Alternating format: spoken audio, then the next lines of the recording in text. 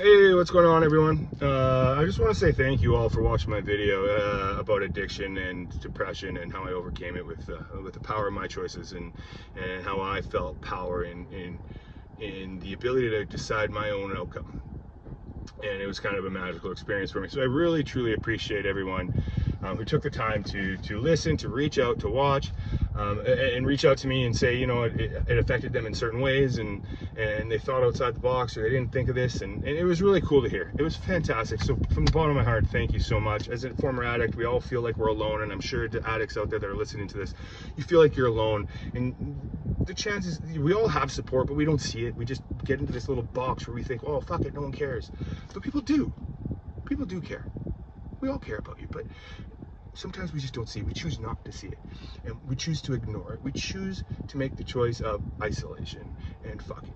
And then it really got me thinking about justification and family being in life. And when I was growing up, I was always told that my grandpa was an alcoholic. He passed away before I was born, and he happened to break his back, just like me, oddly enough. And he became addicted to certain things and painkillers, and it ended up costing him his life, unfortunately. And then that was kind of put on me by my parents and the rest of my family members. And then it weighed on me heavily. Like I was just going to be an alcoholic just like him. And and then I started thinking, and I was telling people, you know, I'm just going to die early. It doesn't matter.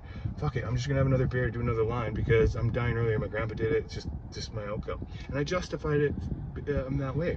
So what I take away from this is they make their choices. It's not fucking genetic. This is not genetic. This is something that is passed down through habits. Dad comes home and has a beer. I had a bad day at work. Oh, it was rough. He has 3 or 4 beers. What do you think son's gonna do? What do you think your son's gonna do? He's gonna think, oh, I'm having a bad day, just like dad. What does dad do to get over it? He has beer. So what I'm gonna do? I'm gonna have beer as well. It's as easy as that.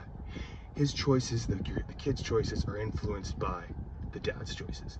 These are influences. These are habits that are learned by alcoholics and kids. So as a parent, watch what you're doing in front of your kids. Be smart. They're sponges. They want to emulate you. They want to be you. Be better. Make better choices for you and for your kid.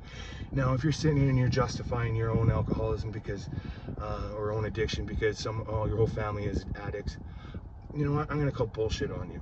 You learned to have it. They made their choices. Those aren't your choices. You don't have to make the same choices as them. You actually get to make better choices. You have the opportunity to better yourself, be different than the people that preceded you. And that's pretty fucking cool.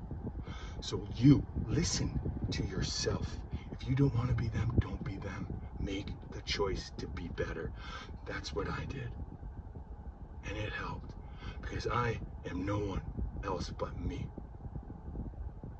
I make the best choices for me. And I don't always make the best choices. I mess up. But when in the grand scheme of things, I'm doing what's best for me, not based on what my family is, and not based on who preceded you. There's no genetic pass down of alcoholism or addiction. It's learned habits based on experiences. So remember, you have the choice to be different from those they tell you are. You have the ability to make your life better through your better choices and positive choices. So let's get on it. Let's do it.